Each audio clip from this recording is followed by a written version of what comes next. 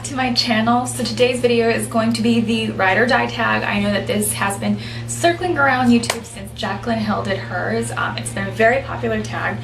I wanted to go ahead and do my version of it because I am a cruelty-free vlogger and I wanted to share with you some cruelty-free ride or die products. With that being said, everybody has tweaked this a little bit to, I guess, work for them. So there'll be no real tweakage in here. I want to follow it along to the, be the most pure as possible. I am a little bit of a purist in that sense, so I don't want to estrange from it too much. Essentially, this is kind of a vast favorites sort of video, but it's in the form of a tag. As many people have already stated. Now, this is a fairly easy video to film if you're used to filming monthly favorites. However, I didn't want to just jump in and film this thing wearing any old makeup or any old look. I wanted to film this actually wearing a large component of my favorites because I feel like that's the whole premise of this style of video. Now, the very first favorite we're supposed to go into starts off with a basic essentials, prepping and priming. And so that being said, it's very easy to film this in review format because you're kind of going along with that sort of a idea and curve. But when it comes to prepping and priming the face, I think this part can get a little bit tricky, so I wanted to get into it today. And when it comes to priming, I think a lot of people get very confused because oils and water don't really mix together. So if you're using an oil-based primer and a water-based foundation, you could end up with a clumpy mess. So essentially, a lot of people say, well, I was told to skip skincare during the day and go straight into priming. And for me, I have to say this to people because of the way primers are and because of the way a lot of foundations are, that can get a little bit tricky unless you're used to reading ingredient labels. Makeup is a science, and a lot of people are like, whoa, wait, I have to do science? So just to keep it very simple, I think when it comes to doing your makeup, basic skincare is everything. It's essential. It's not only going to keep your skin beautiful and turning over and doing its job to do the basic skincare before your makeup. You essentially can't go wrong because you're not putting makeup on dry skin, versus if you would just prime, you most certainly are putting makeup on dry, bare skin, and it's not getting any help. So one thing I really like, and you can use serums underneath the moisturizer, and you can even place them on top if you wanted to work with it as a primer. And this one especially is really nice because it's a booster.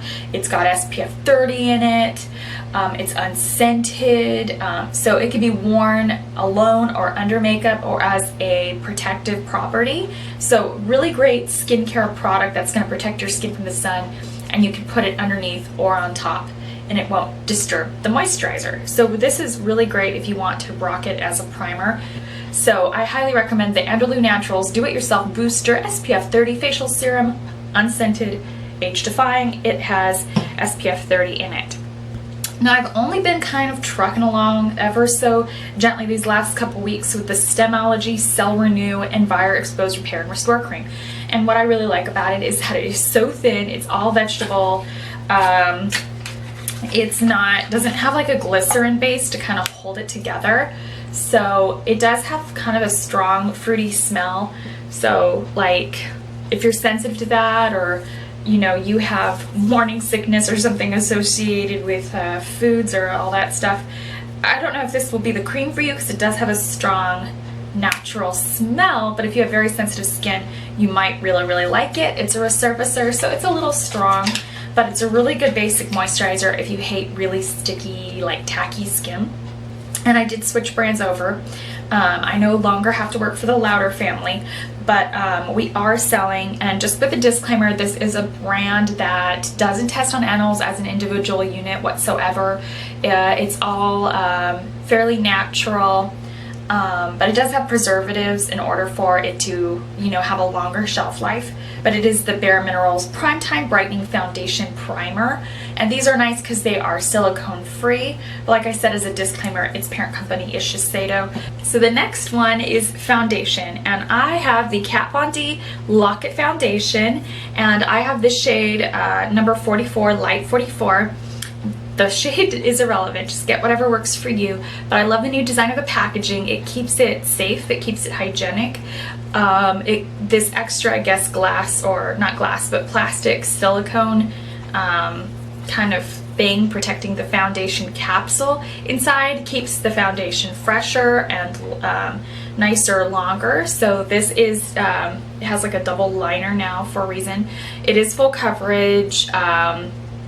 It's kind of a satin finish, not so much matte finish. It does promise a matte finish, but if you lay this over prepped and primed skin, it should be perfectly satin. It is oil-free, fragrance-free. It does have a silicone base, and it is transfer resistant. And although it is transfer resistant and adheres well to your skin, it doesn't get into like fine lines. It's not as dry and flaky or as heavy feeling as the Estee Lauder Double Wear Concealer. My Ride or Die concealer is actually the Dermablend Professional Quick Fix Body. This kind of just applies full coverage in a jiffy. It's super easy to apply. Some people say you have to warm up the stick. I often forget to do that. I haven't really thought about doing that. I just bought this. It's already kind of all the way down. And then as soon as you apply it, you don't have to move it around that much. You just kind of blend out the edges with the damp beauty blender and put your foundation on. And this is a little bit of a, I have a love or hate, like, what am I trying to say? I have a love-hate relationship with face powders. I hate the majority of them. I hate the way they set the majority of them. The majority of them don't really do what I want, and they just make my foundation feel a little overly sealed, like I can't get my face wet, because if I do, then you'll see like a big kind of dusty cloud makeup ball up. So there's a lot of face powders I don't like. And I remember back before I stopped using MAC, they had a product come out called MAC Magically Cool Liquid Powder. And although it was more or less designed to be kind of an accent face powder, an accent face color, I loved the way it felt. And then when I started working for Bare Minerals, I discovered the Hydrating Mineral Veil. And this is like putting water on your skin. It's so nice. When you put this underneath your eyes, it doesn't kick the makeup up, and it doesn't make the makeup, I guess, ball up. It doesn't like have like a strong, like watery sort of component, although its two top ingredients are water and silica. It doesn't disturb the makeup. I used to have to go outside into my car on my brakes and check my under eye area and make sure the whole area wasn't kicking up and looking dry and flaky and making me look more tired than old. I'm not so concerned about looking older if that's the direction my life or skin wants to take me, but I don't like looking tired or looking like cakey or dry.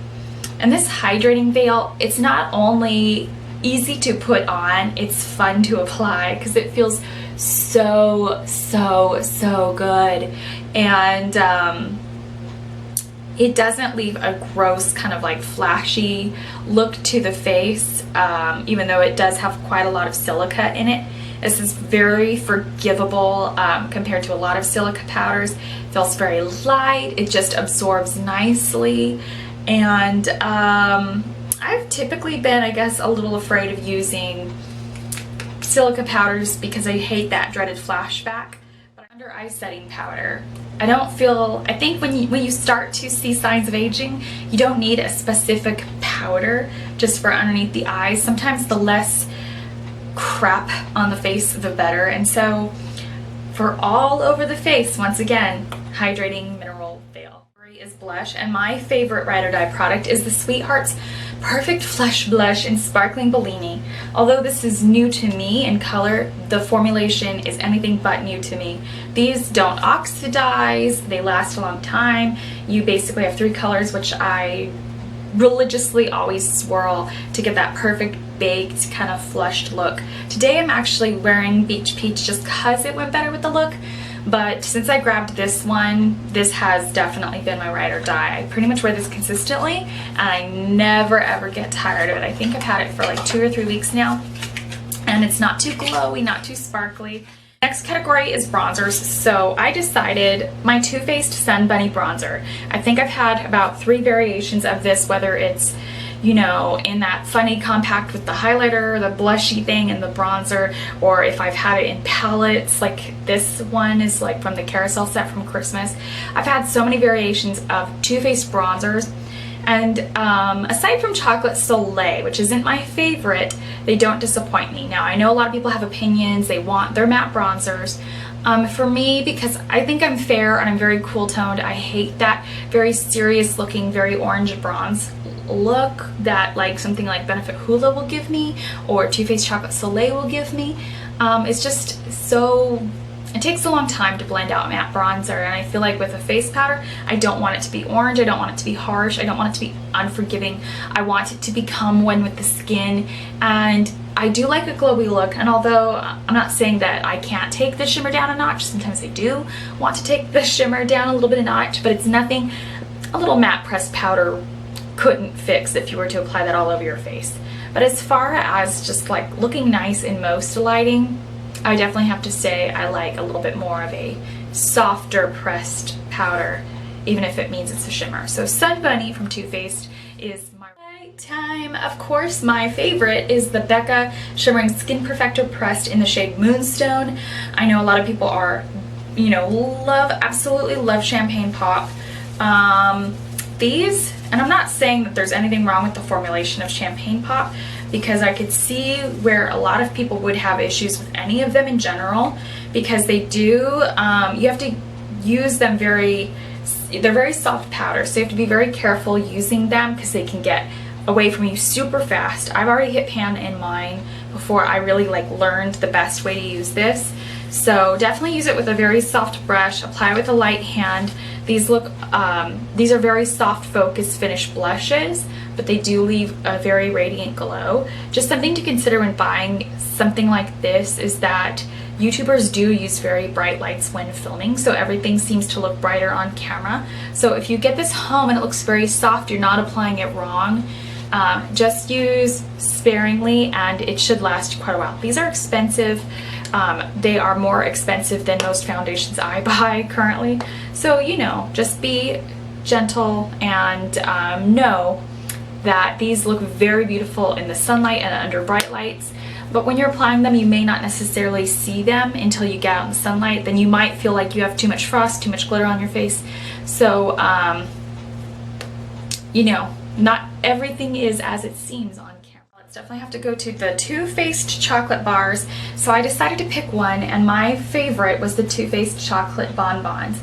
This is neither too cool or too warm, and I always think brands, when they do these sort of naked or chocolate palettes, they should do a couple installments, something very cool, something very warm. And what I like about this one in particular, why this particular one is my ride or die, is because I feel like they did a better job on the formulation of colors than the previous two chocolate bar palettes. The fun, funky colors work really well in this palette versus the peanut butter palette, which just has that very dry matte blue, or the original chocolate bar, which had a very problematic purple.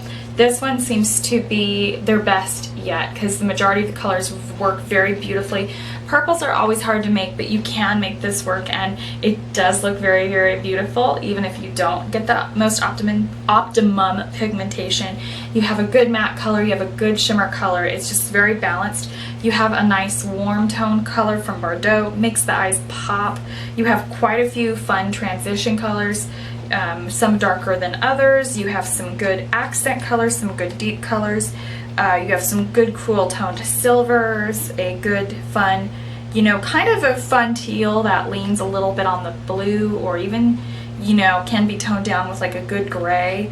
And then the pinks are just kind of fun, and you can even make those work subtly in an eye look or use them to blend out the purple.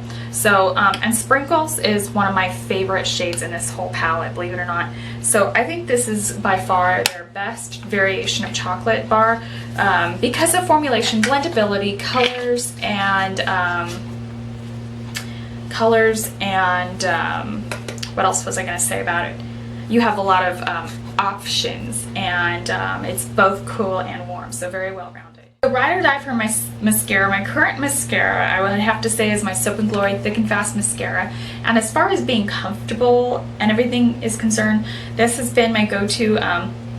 It doesn't make your eyes itchy, it doesn't flake in your eyes, very comfortable. mascara. It actually has no flake technology.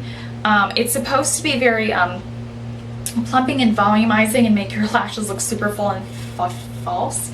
Now, I'm used to the way Too Faced Better Than Sex mascara makes my lashes look, and I love, love, love that look. However, it does irritate my eyes, and so even though I love the way it looks, that can't possibly continue to be my ride or die because of the irritation. So far, as far as being well-rounded, being flake-free, lasting a long time, being easy to work with, being happy with a couple coats, this has been my current ride or die Soap and Glory Thick and Fast Mascara. Lipsticks. I know this is going to get a lot of, you know, like, what? Why? For some weird reason, these work really well for me. And I know a lot of people have bashed the living crud out of these lipsticks. But I get a lot of transfer with certain liquid lipsticks. They don't set up on my lips the way they seem to set on other people. I don't know why. I don't think I have particularly oily skin anymore, but for some weird reason, the whipped consistency, I find these to be very whipped on my skin type. But they are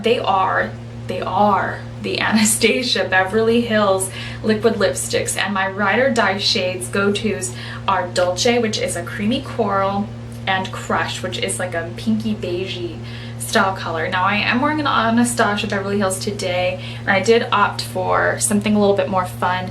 So, like, kind of going in between the idea of using something kind of fun and flirty and not too soft rose and boring was Catnip.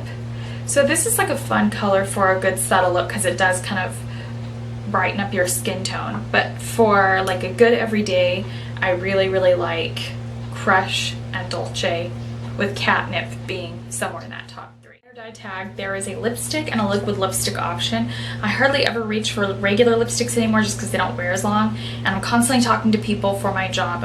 You know, I do makeup art, and so it's so much easier to wear the liquid lipsticks. I don't think I've bought a regular lipstick this year, so instead of doing lipstick and liquid lipstick, I decided to do liquid lipstick versus vinyl lipstick. And my favorite vinyl lipstick is the Butter London Lippy Lipstick in the shade Tea with the Queen. Basic, good beige taupe, nude for every day, gives the lips a high shine, very high pigmented gloss that lasts a very long time. Because it's a nude, it won't stain the lips, but very beautiful for smoky eye. Looks very fresh, very easy to wear. It's too sticky to wear it as a gloss on top of anything else. So definitely a standalone product. All my lipsticks are the same color. And I don't think I'm the only guru saying that, but all my lipsticks are the same color. And for my favorite lip gloss, it is the Anastasia Beverly Hills because it smells like sugar cookies.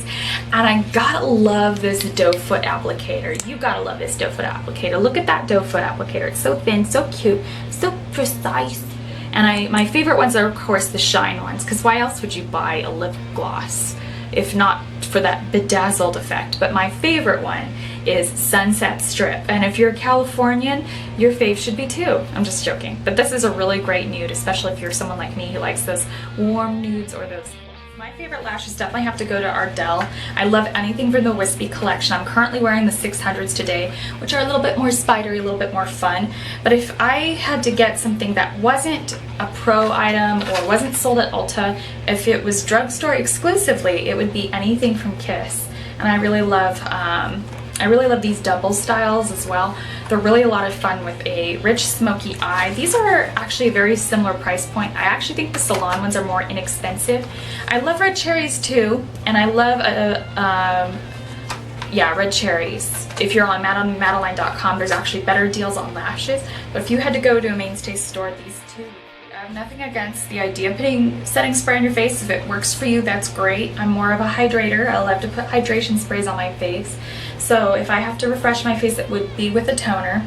But for my favorite pigment, because we're keeping it real here, I love the Makeup Geek Vegas Lights. This is by far one of my favorite pigments, and I'll show you why.